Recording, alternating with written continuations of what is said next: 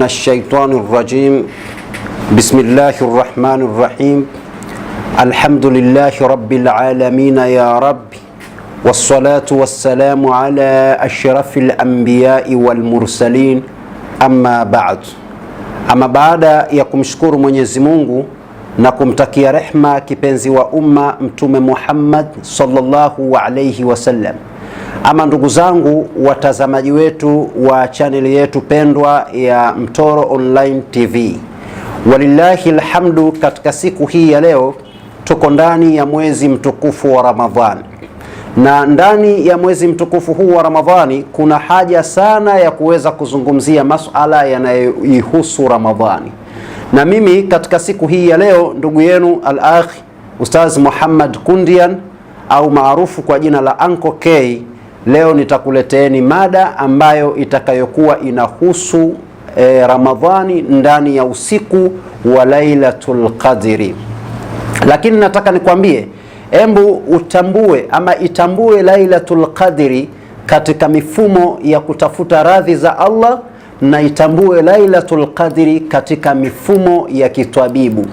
Lailatul Qadri hii inatwibu, Lailatul Qadri inaleta thawabu, Lailatul Qadri inaleta baraka mbele ya Allah subhanahu wa ta'ala kwako wewe mwanadamu. Lakini basi hii Lailatul Qadri, tunapoitazama Lailatul Qadri kuna vitu viwili. Lailatul Qadri tuna usiku wa cheo, ambao usiku huu wa cheo wa Lailatul Qadri umezungumziwa na Suratul Qadri, katika sura miongoni mwa sura zilizokuwa ndani ya Qur'ani. Suratul Qadri hii ni sura kubwa sana, japokuwa ina aya chache. Suratul Qadri ni sura nzito, lakini ni kasura kadogo sana katika Qur'ani. Na Suratul Qadri hii ndiyo mzizi wa Qur'ani. Wapo baadhi ya wanawachuoni wameeleza wakasema kwamba suratu Yasin ndiyo sura roho ya Qur'ani na kadhalika, lakini mimi nakwambia kitaalamu kwamba Suratul Qadri ndiyo mzizi mzima wa kitabu kizima cha Qur'ani.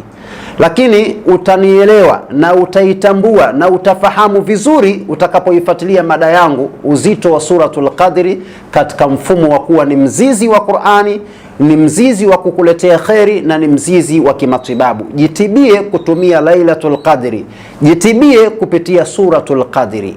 Sasa twende kwa umakini upate kufahamu haya ninayokueleza kupitia Lailatul Qadri. Ama Lailatul Qadri ama Suratul Qadri inaanza kama ifuatavyo: inna anzalnahu fi lailatil qadri, mpaka mwisho. Sasa hii inna anzalnahu fi lailatil qadri wama adraka ma lailatul qadri, hii sura hii nzima imegawanyika katika maneno 30. Sura nzima imegawanyika katika maneno 30. Mfano, tukianza, inna ni neno la kwanza, anzalnahu neno la pili, fi neno la tatu, laila neno la 4, mpaka kufikia maneno takriban. Unapomaliza ile inna anzalnahu fi lailatil qadri mpaka mwisho unapata ina maneno 30. Sasa hapa pana maajabu yake pia vile vile. Kwa nini inna anzalnahu iwe na maneno kwa nini inna anzalnahu, kwa nini iwe na maneno 30? Siri yake anayejua Allah, ni habari pana sana. Lakini kwa kuwa ndani ya Mwenyezi Mungu anasema inna anzalnahu fi lailatul qadri, hakika Lailatul Qadri tumeishusha Qur'ani hii katika usiku wa Lailatul Qadri. Kwa kumbe tunapata majibu, kumbe Qur'ani nzima imeshuka katika usiku wa Lailatul Qadri. Sasa hii Qur'ani iliyoshuka katika usiku wa Lailatul Qadri, Qur'ani hii tabia yake ina juzuu 30. Maana yake, kwa kuwa Suratul Qadri ndiyo mzizi wa Qur'ani, ndiyo kiongozi wa Qur'ani, basi huyu Qur'ani mwenyewe mwenye juzuu 30 ameamua kuiga kwa mzizi wa Qur'ani, ameamua kuiga kwa babu wa Qur'ani, ameamua kuiga kwa mama wa Qur'ani. Kwa kuwa Suratul Qadri ina maneno 30 na Qur'ani yote kwa ujumla ikakaa ikajiuliza, kwa nini mimi niende kinyume na kiongozi wangu ambaye ndiyo Suratul Qadri? Qur'ani ikaamua na yenyewe kuwa na juzuu 30. Hii inaonyesha ufundi wa Mwenyezi Mungu katika mfumo mzima wa Qur'ani. Lakini pia nataka nikwambie kitu kingine muhimu kabisa na ahamu, kwamba kwa kuwa Qur'ani ina juzuu 30, imefuata mfumo wa Suratul Qadri, kadhalika tunaipata tena kitu kingine katika Qur'ani ambacho kimefuata mfumo wa Suratul Qadri. Ni kitu gani ambacho kimefuata mfumo wa Suratul Qadri kingine? Hapa tunakwenda kukipata kitu ambacho tukiitazama Suratul Qadri tunaipata kwamba Suratul Qadri ina herufi 114. Ukianza kuhesabu herufi zake, unaanza na herufi ya kwanza alifu, unakuja herufi ya pili nuni, unakuja herufi ya tatu alifu, tunapata inna anzalnahu. Ukihesabu herufi zote hizi za inna anzalnahu fi lailatul qadri mpaka mwisho wa sura hii unapata ina herufi 114. Lakini kwa hali hiyo na Qur'ani nayo ikaona haiwezekani. Kwa nini mimi kiongozi wangu ana maneno, ana herufi 114, mimi niikose hii 114 katika mfumo wangu? Qur'ani nayo ikajitengenezea 114 katika idadi ya sura zake zilizokuwemo ndani ya Qur'ani. Kwa hiyo Qur'ani ina idadi ya sura 114 kama ilivyokuwa inna anzalnahu au Suratul Qadri ina idadi ya herufi 114. Kadhalika Qur'ani hiyo hiyo ina idadi ya juzuu 30 kama ilivyokuwa Suratul Qadri ina idadi ya maneno 30. Hapa tunapata picha ya kwamba Qur'ani yote kwa ujumla imepata kumfuata kiongozi wake, imepata kumuiga kiongozi wake, imepata kumtumia kiongozi wake na imemheshimu kiongozi wake, ambaye kiongozi huyu ni nani? Kiongozi huyu tunampata kwamba ni Lailatul Qadri. Lailatul Qadri ama Suratul Qadri ndio kiongozi wa Qur'ani ama ndio mzizi wa Qur'ani. Na kwa kuwa Qur'ani yenyewe imeshuka katika usiku wa cheo wa Lailatul Qadri, sasa hali hii ikiwa Qur'ani inakuwa mtiifu kwa kumtii kiongozi wake, ikiwa Qur'ani imekuwa mtiifu kwa kumfuata kiongozi wake katika mifumo yake, vipi wanadamu mimi na wewe tusiwe watiifu wa kuwafuata viongozi wetu? Maanake kiongozi anachokuongoza kifuate, kiongozi anachokufundisha kifanye, kiongozi anapokuambia fuata maelekezo ya kiongozi wako, ili uwe umeiga mfumo wa Qur'ani kama Qur'ani ilivyoiga kufuata maelekezo ya kiongozi wake ambaye ni Suratul Qadri. Hiyo ni hatua ya kwanza. Kwa hatua ya kwanza tumepata kujifunza ya kwamba kumbe Qur'ani imefuata mfumo wa Suratul Qadri kuanzia katika 30 ya juzuu na kuanzia katika 114 ya sura. Hiyo ni hatua ya kwanza, tunafahamu hicho. Hatua ya pili sasa, hatua ya pili hii inna anzalnahu fi lailatil qadri inakwenda kukufundisha ya kwamba hapa katika usiku wa Lailatul Qadri humu ndani yake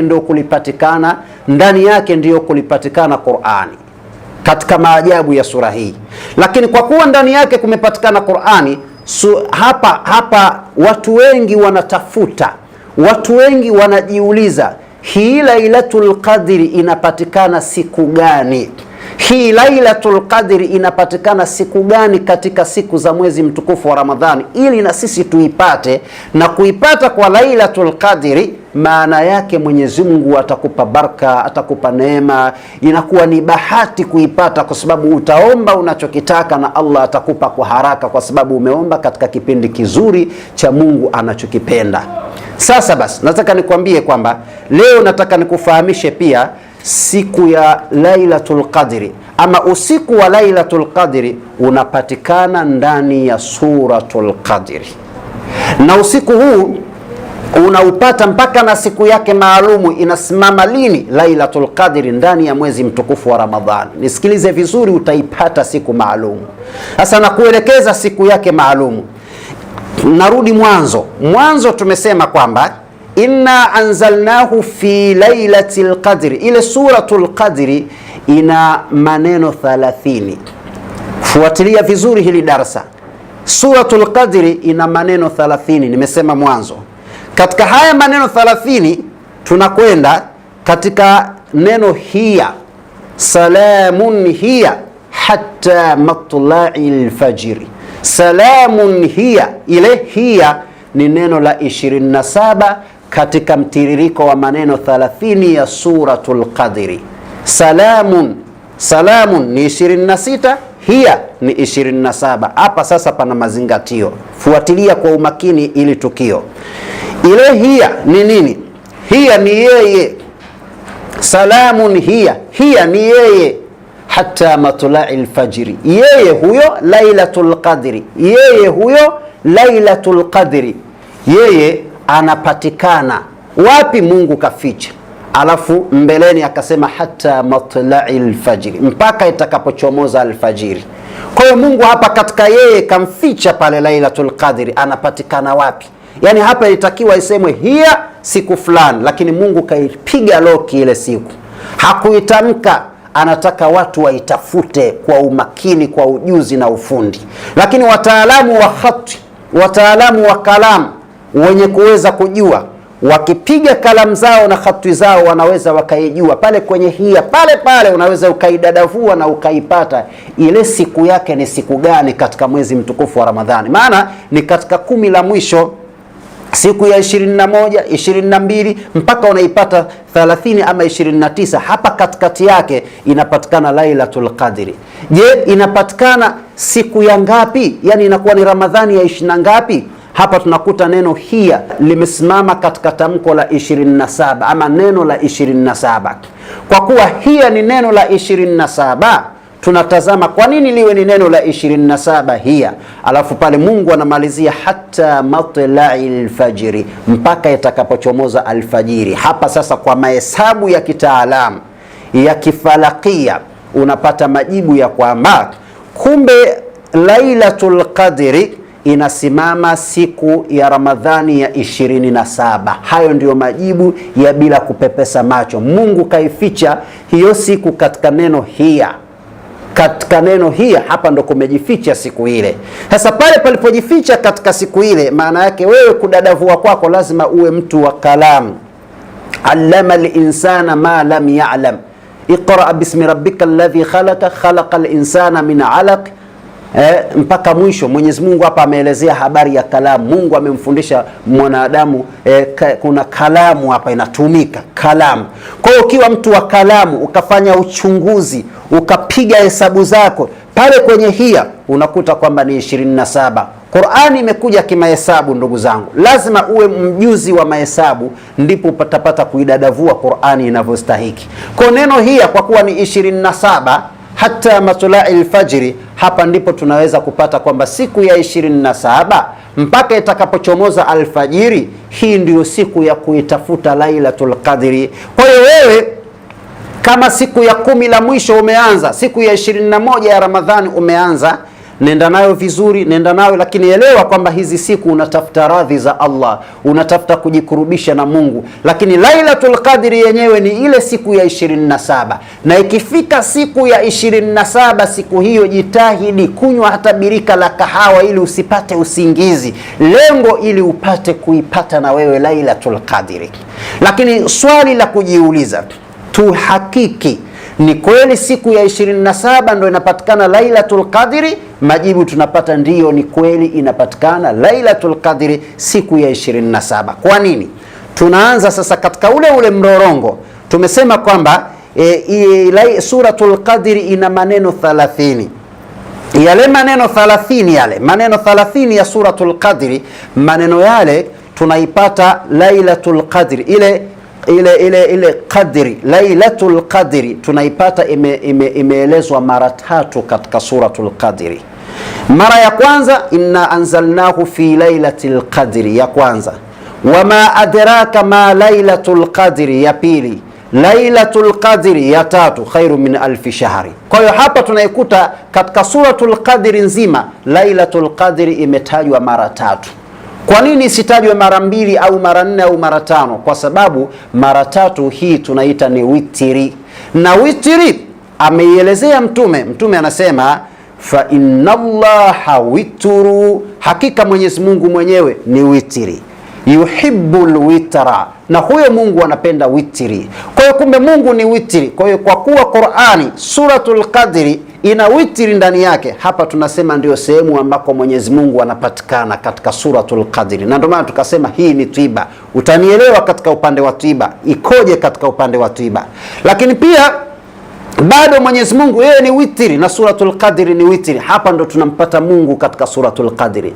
Lakini yuhibbul witra, Mwenyezi Mungu anapenda witri. Hapa tunatambua kumbe Mungu anapenda witri. Basi kumbe ukiisoma Lailatul Qadri, suratul Qadri, unakuwa umeisoma sura ambayo Mwenyezi Mungu anaipenda kuliko. Mwenyezi Mungu mahaba yake yote yameshuka katika suratul Qadri. Sasa kama suratul Qadri ndio anapopatikana Mungu na suratul Qadri anaipenda Mungu, inakuwaje uitumie suratul Qadri alafu Mungu asikuponye maradhi yako? Itakuwa ni waajabu. Mungu atakuponya maradhi yako endapo utaitumia suratul Qadri, ila kwa maelekezo maalumu ya kitaalamu. Nisikilize upate kuelewa utaitumia vipi suratul Qadri. Sasa kwa hali hiyo tunaipata kumbe suratul Qadri ina Lailatul Qadri 3. Hii ni witri. Kwa hiyo tunatambua kwamba Mungu anaipenda sana suratul Qadri, hatua nyingine hiyo. Lakini pia katika mrorongo na katika mpangilio wa maneno 30 ya suratul Qadri tunapata ile kadiri ya kwanza inapatikana katika neno la 5. Katika ule mpangilio wa maneno, neno la 5 ndo tunaipata Lailatul Qadri. Inna neno la kwanza, anzalnahu neno la pili, fi neno la 3, laila neno la 4, alqadr neno la 5. Kwa tunapata Lailatul Qadri inapatikana namba 5 katika maneno 30, neno la 5.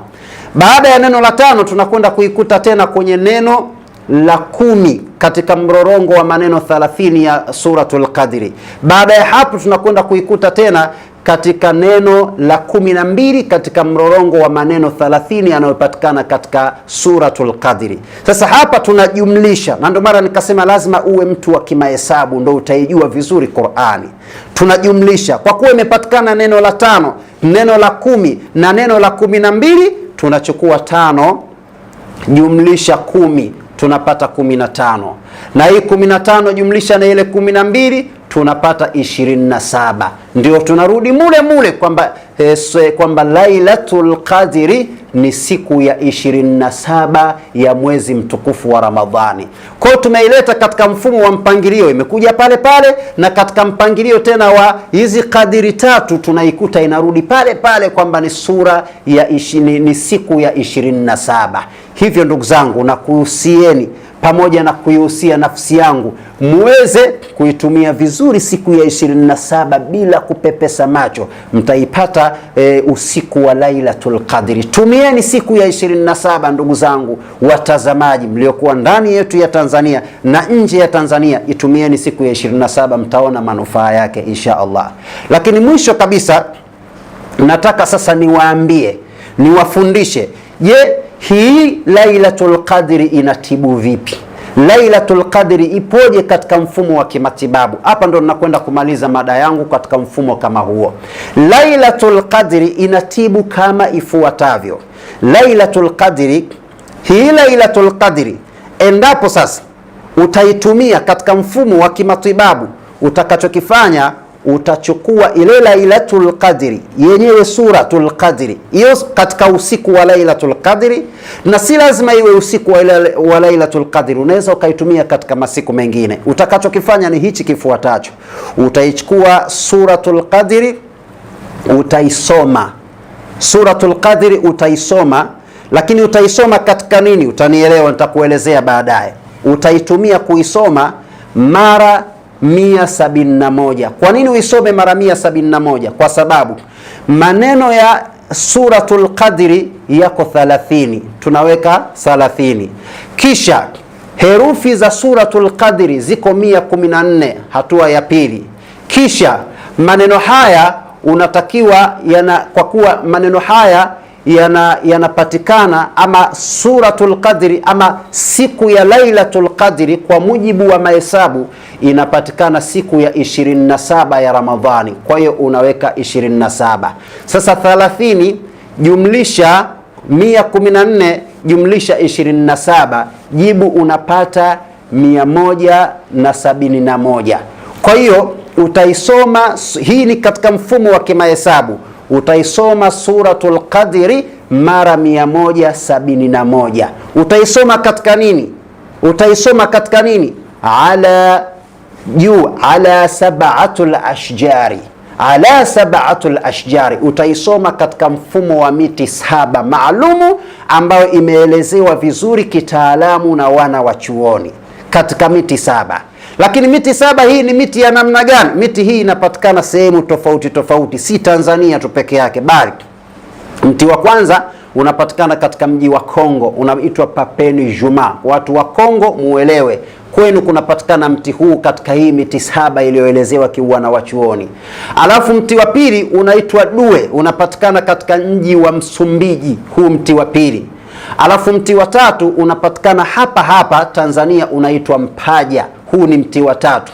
Lakini pia mti wa 4 unapatikana Tanzania na nchi zote duniani. Mti huu ni maarufu, unajulikana kama habati sauda, na Mtume ameisifu sana hii dawa ya habati sauda. Na nyingine inapatikana dawa ambayo hii inaitwa ambar abyad. Hii inapatikana, lakini uwe makini sana unapokwenda kuichukua, hasa kwa hapa kwetu Dar es Salaam, kwa sababu kapunje kama cha muhindi atakuletea kwa gharama ya shilingi 200,000 mpaka 2,500,000. Kapunje kama cha muhindi, ina siri kubwa ambar abyad, tutaielezea katika masiku mengine. Hii utaweka hizi dawa za aina 7. Hizi dawa zote mdorongo wake zinapatikana aina 7. Ukishazichanganya dawa hizi zote utapata unga wake maalumu. Kisha ukishapata unga wake maalumu, dawa hizi utakwenda kuzizika chini siku 27 kama ilivyokuwa siku 27 za kuipata Lailatul Qadri, na zenyewe zitafukiwa chini siku 27 kama ilivyokuwa. Mimi ninazo dawa mpaka sasa nimezifukia siku 27, walillahi alhamdu. Mungu akipenda bado siku 2 nizifukue kwa ajili ya kuzifanyia kazi katika hiyo siku ya Lailatul Qadri. Kwa hiyo zikishatoka utazisaga zile dawa siku 27, utazisaga siku ya 28, unapata unga uliokamilika. Ukishapata unga uliokamilika, utakachokifanya sasa, unga huu ndio unga utakaousomea inna anzalnahu fi lailatil qadri mara 171. Kisha ukishausomea mara 171 unga huu, utakachokifanya, unga huu utakuwa ni unga, baada ya kusomea dua hii, basi utakuwa ni unga mmoja mujarabu sana, na utakuwa ni unga wa hatari sana. Na unga huu yoyote atakayeweza kuutumia atauchota kijiko kidogo, atatia katika maji ya uvugu, alafu atakunywa asubuhi na atakunywa na jioni, asubuhi na jioni, na yumkinu ukanywa asubuhi, mchana na jioni, yote yanawezekana. Unga huu utakapokuwa umeutumia, endapo una uchawi, endapo una mashaitani wa kijini, endapo una matatizo mbalimbali yanayokusibu katika mwili, nuksi, mikosi, mabalaa, basi unga huu utakwenda kukuondoshea kwa kiwango kikubwa. Huu tunauita ni unga wa Lailatul Qadri, kwa sababu mfumo wake mzima umejengeka katika mfumo wa Lailatul Qadri. Na yeyote atakayetumia unga huu, ukijihisi una dalili ya kuharisha, usiogope, kwa sababu ndio tiba yenyewe maalum, kwa sababu unatoa uchawi katika njia kama hizo. Ukijihisi una dalili za kutapika, usiogope, tapika, kwa sababu unakwenda kutoa uchawi katika njia kama hizo. Lakini ukijihisi unachoka au jasho linakutoka, usiogope, kwa sababu inakwenda kupambana na ushirikina uliokuwa katika mwili wako. Huu ni unga wa Lailatul Qadri, hatari yake ni kubwa. Lakini unga huu mfumo wake unaweza ukaufanya mara 2 kwa mtu ambaye anasumbuliwa na wale majini wagumu, wale majini wa kimahaba, majini hatari. Utakachokifanya, unga huu utatumiwa kwa kunywa, alafu unga huu utatumiwa kwa kutumia fusho, ujifukize. Utakachokifanya, utauengua kiasi cha unga huu, alafu utaongezea aina ya baadhi ya madawa. Mfano, utaweka dawa ya kibiriti upele, alafu utaweka dawa moja inaitwa mia tusaila, alafu utaweka dawa moja inaitwa kafur maiti au karafu maiti, alafu utachanganya mule. Alafu kuna dawa zingine 3 sizitaji kwa sababu nikizitaja naweza nikatafsirika vibaya. Maana kuna zipo dawa zingine ukizitaja unaweza kuonekana kama umetaja ushirikina vile, lakini lazima ziwepo. Sasa katika public ya watu kuna vitu vingine kuvisema unakuwa unajijengea heshima yako. Ujenge heshima yako, usije ukaonekana umetaja kitu, mbona hichi kitu kuna vitu vingine tunavificha. Hivi ni vitu vya sisi wenyewe madaktari tunavijua, ni siri yetu madaktari. Dawa hizi unazichanganya mule. Kwa hiyo ukichanganya mule unapata dawa ya kunywa na unapata dawa ya kujifukiza. Kwa hiyo hapo unakuwa umepata dawa ya kunywa na hapo umepata dawa ya kujifukiza. Lakini pia unaweza ukatengeneza na mafuta yanayotokana na unga ule. Mafuta yale yakawa ukapata dawa ya kunywa, dawa ya kupaka na dawa ya kufusha. Ukinywa ukapaka na ukufusha mara 2 asubuhi na jioni, wallahi utakuwa umefanya jambo kubwa. Huyo jini atakayekaa katika huo mwili uliofushiwa mfumo huu wa Lailatul Qadri, basi huyo jini atakuwa sio jini wa kawaida, labda atakuwa jini aliyotoka mbinguni, na huyo atakuwa bila ya shaka sio jini, labda atakuwa sio ni kiumbe wa namna gani. Lakini pia dawa hii kwa yule mwenye mikosi, nuksi, mabalaa, akifanya shughuli zake haziendi, mambo yake magumu, kila siku kugombana na watu, vurugu, mechi haziishi, yeye na ndugu zake, kazini ananyanyasika, anafukuzwa na anahitaji kinga nzito mujarabu katika nyumba yake,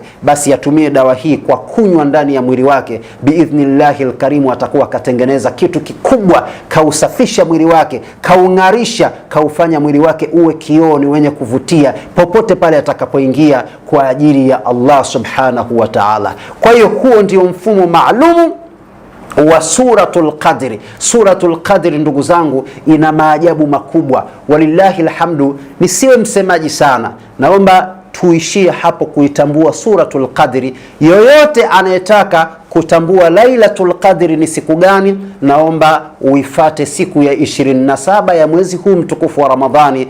Ndani ya leo tarehe katika kipindi tulichokuwa nacho hichi ni tarehe 27. Leo tuko ndani ya Ramadhani ya mwaka 2021 hii. Sasa bado hatujafika siku ya 27. Naomba inshallah tukifika siku ya 27 basi tuweze kuitumia hii siku ya 27 kuweza kuhakikisha kwamba tunaweza kuipata Lailatul Qadri, na itapendeza sana kama kuitumia hii Lailatul Qadri ya siku ya 27 kila mmoja aweze kuandaa unga huu ili apate tiba yake ya baada ya kuisha Ramadhani. Ama kwa yoyote yule ambaye atakayependa, atakayetamani, basi jitahidi tumia namba zangu ambazo unaziona mbele hapo ya kamera. Njoo ofisini kwangu, mimi nitakuelekeza nini. Tushirikiane katika upande wa dua, tushirikiane katika dua. Lakini kadhalika vile vile jitahidi kumtafuta Uncle K, napatikana Gongo la Mboto, Dar es Salaam. Njoo nyumbani Gongo la Mboto, Dar es Salaam, katika ofisi yetu tuweze kushare pamoja na wewe, tushirikiane katika dua. Na unga huu unapatikana, au mfumo kamili wa hii dawa unaweza ukaupata kwangu mimi Uncle K. Nitafute inshallah, nitaweza kujua namna gani unaweza ukaupata unga huu popote pale ulipo, ukiwa mkoani, ukiwa Dar es Salaam, ukiwa nje ya nchi, biidhnillahil karim unaweza kuupata na mambo yako yakaenda yakakaa vizuri, safi na salama. Kufikia hapo inshallah nasema wala afwa minkum, wassalamun alaikum wa rahmatullahi wa barakatuh.